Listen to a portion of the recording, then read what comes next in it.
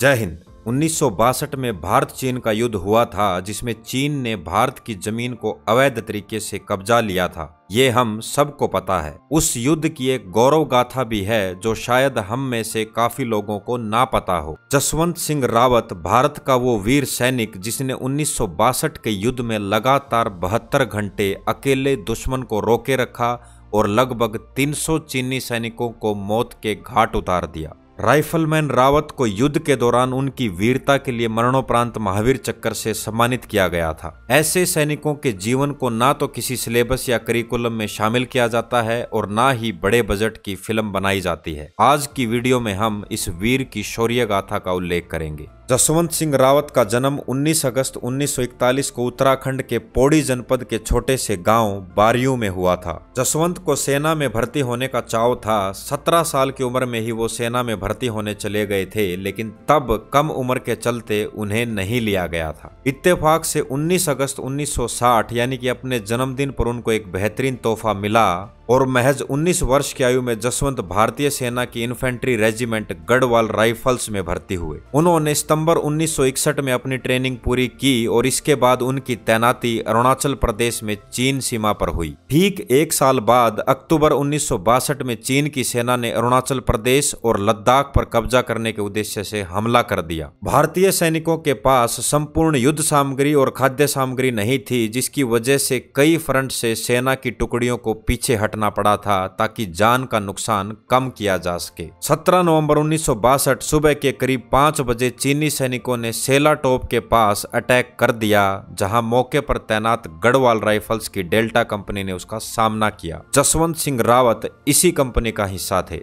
चीनी सेना ने टीडियों के दल की तरह भारतीय सेना पर हमला किया। संख्या में ज्यादा होने की वजह से वो भारतीय सेना पर हावी होती जा रही थी। इसीलिए भारतीय सेना ने गढ़वाल यूनिट की 4थी बटालियन को वापस बुला लिया। बड़े अधिकारियों का मानना था कि अगर हम पीछे वाली पोस्ट से अटैक करेंगे तो हमें तैयारी का थोड़ा समय और मिल जाएगा। यूनिट के कमांडिंग ऑफिसर ने फैसला सभी सैनिकों पर छोड़ा तो सब ने पीछे हटने से मना कर दिया और निर्णय किया कि हम शहादत के लिए तैयार हैं, लेकिन पीछे नहीं हटेंगे। इसी बीच चीनी सेना के एक बंकर से लगातार गोलाबारी हो रही थी, जिसकी वजह से हमारा काफी नुकसान हो रहा था। राइफलमैन जसवंत सिंह, लांस नायक त्रिलोकी सिंह नेगी और गोपाल गोसाई को बंकर से गोलाबारी कर रही चीनी मशीन गन को छुड़वाने का टास्क दिया गया। तीनों जवान चट्टानों और झाड़ियों में छिपकर भारी गोलाबारी से बचते हुए चीनी सेना के बंकर के करीब जा पहुंचे और महज 15 यार्ड की दूरी से हैंड ग्रेनेड फेंकते हुए दुश्मन सेना के कई सैनिकों को मारकर बंकर में घुस गए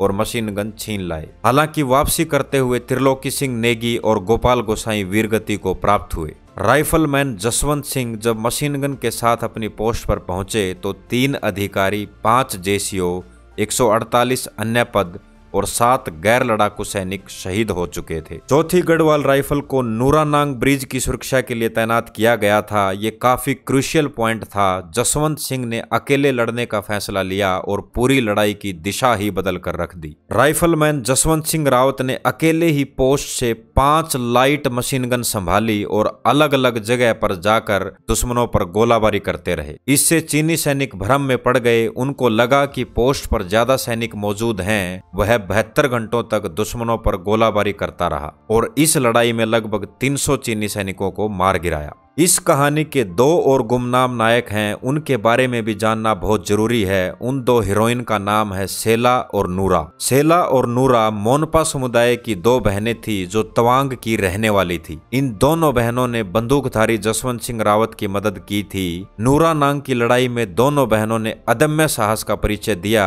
ऐसा माना जाता है कि सेला जसवंत से प्रेम करती थी। जब युद्ध शुरू हुआ तो वो भी लड़ने के लिए पोस्ट पर पहुंच गई और जसवंत की हर संभव मदद की। 72 घंटों की लड़ाई के बाद चीनी सेना बहुत परेशान हो गई थी। चीनी सैनिकों ने राशन की आपूर्ति करने वाले एक व्यक्ति को पकड़ा और जसवंत वाली पोस्ट की जानकारी हासिल कर ली। उसी व्यक्ति द्वारा चीनी सैनिकों को यह बात पता चली कि जसवंत सिंह रावत केवल अकेले ही चीनी सैनिकों के साथ गोलीबारी कर रहे हैं। जिसके बाद चीनी सैनिकों ने 17 नवंबर 1962 को जसवंत सिंह रावत को चारों तरफ से घेर लिया। युद्ध में सेला एक हथगोले हमले में मारी गई, जबकि नूरा को चीनी सैनिकों ने जिंदा पकड़ लिया था। जब जसवंत सिंह रावत को एहसास हो गया कि उनको पकड़ लिया जाएगा तो उन्होंने युद्धबंदी बनने से बचने के लिए एक गोली खुद को मार ली। दूसरी लोक कथा के अनुसार जसवंत ने खुद को गोली नहीं मारी थी, वो लड़ते लड़ते वीरगति को प्राप्त हो गया था। चीनी सेना का कमांडर जसवंत सिंह रावत की तबाही से इतना नाराज था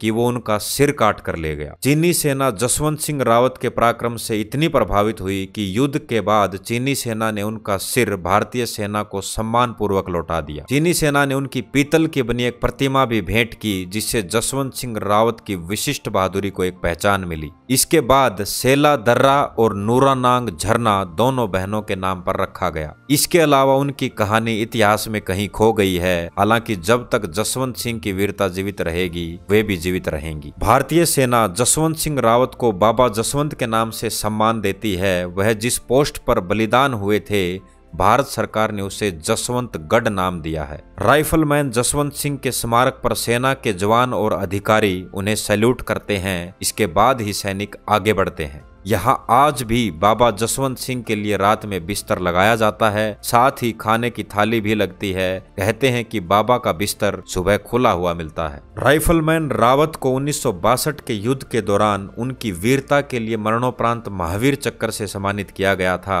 जसवंत सिंह रावत भारतीय सेना के अकेले सैनिक हैं जिन्हें मौत के बाद प्रमोशन मिलता रहा। पहले नायक, फिर कैप्टन और उसके बाद मेजर जनरल बने। अरुणाचल प्रदेश के लोग उन्हें आज भी शहीद नहीं मानते।